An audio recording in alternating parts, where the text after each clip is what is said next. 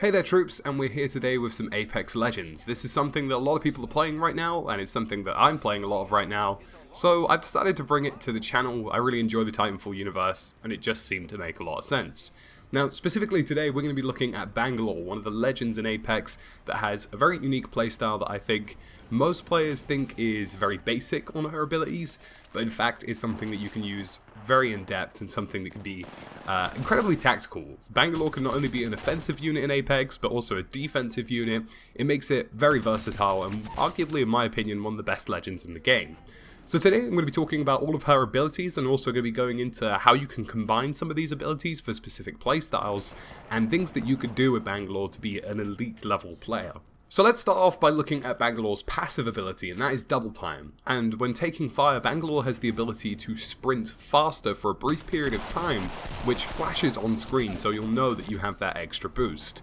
Now, not only does this make this incredibly useful for evading incoming bullets and oncoming fire, but it also allows Bangalore to have a very unique flanking playstyle due to their ability to constantly get in and out of fire very quickly. You can force your way in and out of cover very fast using this, and not only that, it gives you the option to almost do a trickery kind of route. Now in Battle Royale games, the typical thing that players will do, and you'll do this yourself, is you approximate a location of a player. You'll always say, they're roughly somewhere northwest, they're roughly somewhere northeast. And when you have the ability to quickly pull in and out of engagements like Bangalore does with the double time ability here, you have the option to really confuse players as to your location. They won't be able to approximate because you could be long gone and sprinted far away before they even have a clue as to what's happening around them. And of course, the basic ability of just simply avoiding bullets is pretty damn useful. Moving on, we have the smoke launcher. Now the smoke launcher is arguably, in my opinion, one of the best abilities in the game, mostly down to the fact that the smoke launcher allows you to play zonally, and playing zonally in Battle Royale games is quite a difficult thing to do, in terms of blocking off sightlines, in terms of defending players, and also in terms of making a confusing push. And I'll go into each one of these. So the first main ability is the ability to play zonally. Now, when you use smoke grenades, you're effectively cutting off a visual field. You're cutting off the ability for an enemy to see you at distances, and because of that, it gives you clean pathways to carry on moving. It gives you the ability to push around corners, and combined with things like the double time passive ability, it gives you the ability to make really good flanks. If they can't see you coming, and you've sprinted away from their oncoming bullets incredibly quickly and relocated to another position, they're going to have a huge struggle trying to get hold of where Bangalore is, and that's what makes her incredibly useful as a flanking route player. The next obvious bonus to smoke grenades is that it also allows players to be incredibly defensive too. You have the option to revive players with the safety of the smoke. Now, don't be duped into believing that these smoke grenades are, the thickest thing in the world that you won't be able to see through, because that's not the case, and at distances, the smoke does clear eventually. Now, what this does allow you to do though is provide a sort of confusion element when you're reviving a player. If one of your teammates go down, you simply lob the smoke grenades on top of them, or lob the smoke grenades to cut off the visual sightline of the people firing upon them, and then you have that quick revive ability. You can get your teammate back up without having to worry about oncoming fire being particularly accurate. And the final and most important way I think the smoke launcher can be used is confusion. Lots of people don't use this in Battle Royale games, but it's a really heavy and intense way of taking out opponents, and with somebody who can move fast like Bangalore when under fire, it's something that you're going to want to use. Now, smoke grenades of course will block off sightlines, they will do everything you want a smoke grenade to do, but if you actually fire it on top of an opponent, it confuses them. They have no idea what's going on, they don't know where you are, and it's best served as an ability where you understand where the player is, but they don't understand where you are, because if you can throw those smoke grenades in, that element of confusion can give you two options. You can either get into an engagement where you have the cards at your hands, because you know where they are and they don't know where you are, and you can also quickly get out of engagements too. Simply slapping a smoke grenade onto the ground when you are losing a battle is a really good way to retreat, heal up, and go back into the engagement ready to go. And that kind of ability is not something a lot of players will have in game, and I would really advise using the smoke grenade as a confusion element more than a defensive element or sightline blocking element. If you can throw it onto some enemy players and take them out swiftly, that's probably what you're going to want to do using something like an SMG or a Peacekeeper shotgun. But at the same time, if you need to retreat very quickly and heal yourself up, that's also a confusion option at your disposal. Finally, we have the ultimate ability, which is Rolling Thunder. Now, a lot of people are confused as to the nature of Rolling Thunder. Most people think it's kind of, this airstrike that comes in. But the artillery strike that Rolling Thunder actually leaves is more like, imagine a cluster bomb, like cluster mines being thrown down and then detonating a few seconds after being thrown down. Now, this has 3 really good uses. The first one is that Rolling Thunder can confine players to a building.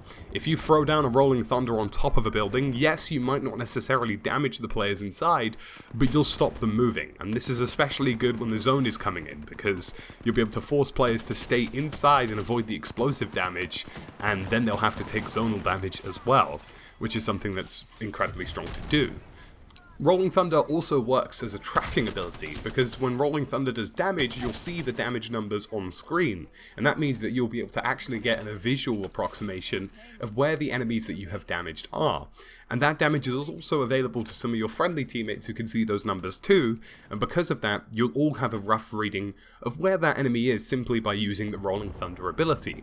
You might not necessarily kill them, but if you know where they are, especially somewhere in the final zones, that's something really strong to have in the game. And the final thing, of course, with Rolling Thunder is simply that it can take out multiple enemies in one hit.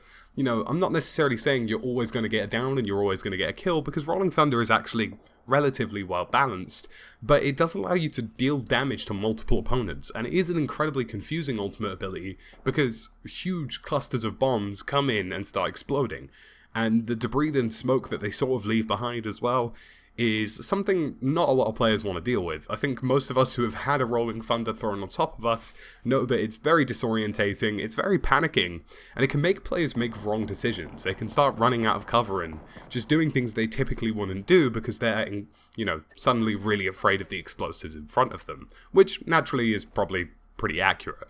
So with all those abilities said, let's talk about how you can start combining these into playstyles. Now, the first one is the combination of smoke and double time.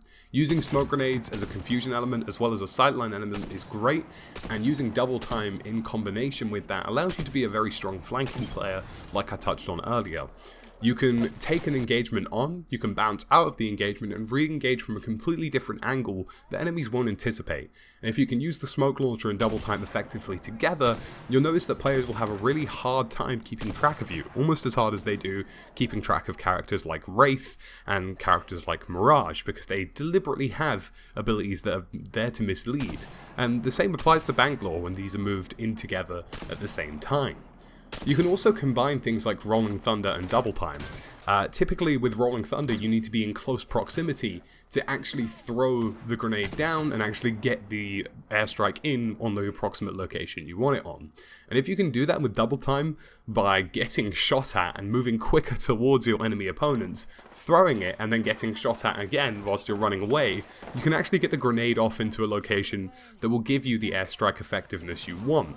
And I know that sounds a little bit mad, and running towards gunfire is not something I would highly recommend, but you need to bear in mind that when players are shooting at you, they're expecting you to move at a certain speed.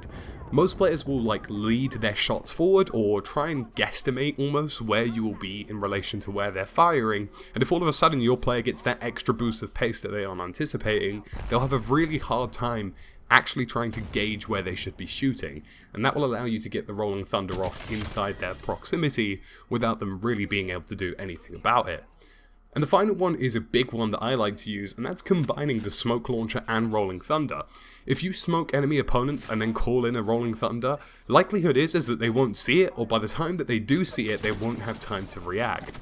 The smoke grenades enough will confuse them, the airstrike coming in afterwards will doubly confuse them, and this early in the game when people are still getting to grips with what each ability does, having both a smoke grenade and then a Rolling Thunder land on top of you is arguably one of the most disorienting experiences that you can have, and Bangalore really has that in their locker to really be an element that not only confuses the crap out of players, but also can do some serious damage in the midst of that confusion.